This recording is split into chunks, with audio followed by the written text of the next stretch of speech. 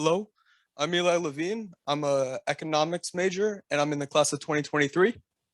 I'm Ryder Buttry. I'm a Master's of Public Policy candidate, and we are going to talk about our work on the American Predatory Lending and the Global Financial Bass Connections team.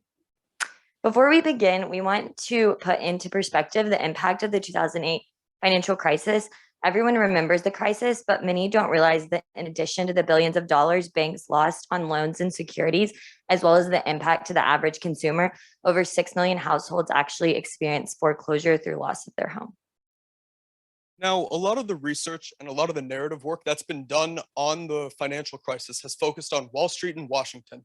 But since America has a federalist system, we think that it makes more sense to explore state level dynamics to understand what was really happening in the years leading up. So we decided to break down our project into two main focuses: oral history and data.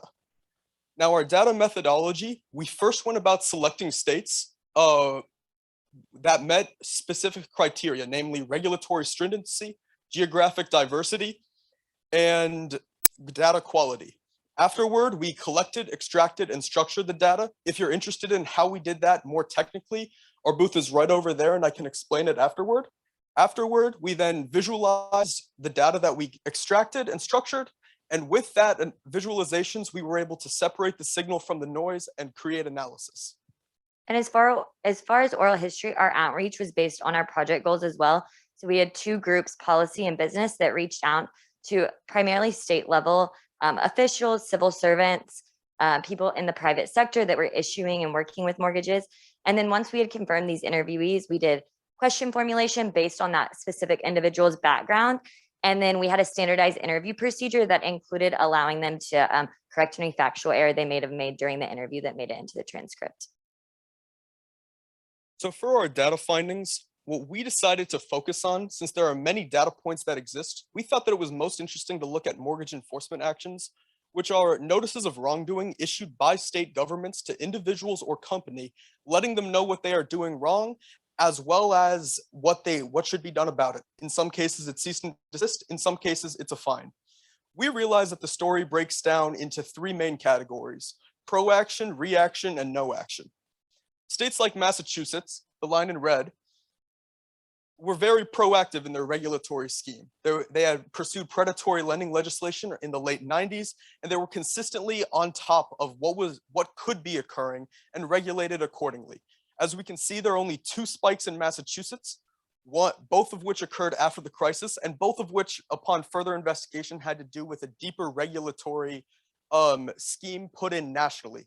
Ohio had a more reactive approach, where they were constantly monitoring what was happening within its state's borders and then adjusting. So each spike is related to a change in regulation or a change in emphasis, where they were now pursuing different types of people who had committed wrongdoing. Meanwhile, Arizona, a line you can barely see, which is orange at the bottom, had almost no framework to properly address what was occurring in the state. Their enforcement was broken down into three different departments over the span that we looked at. And much of what we found was people who were investigating immigration issues, which then led to realization of financial crime. Very rarely did people pursue wrongdoing in Arizona purely for financial reasons. Oral history team, after 3 years, conducted about 100 interviews with individuals from over 20 states. And our main takeaway was that where people sat really depended on where they stood. So we interviewed 17 advocates, 27 elected or appointed officials, 8 civil servants, and 48 people working in the private sector. And among those, their explanations and recommendations varied, but within stakeholder group, they were quite similar. So we have a few quotes pointing this out. First, Edward Pinto blames it, which we heard this a lot, on government encouraging homeownership and policy that encouraged this. Then we have the next, you could go to the next, sorry, it was Stella Adams. She was an advocate. And we heard this from a lot of advocates that they blamed it really on corporate greed and Wall Street's behavior.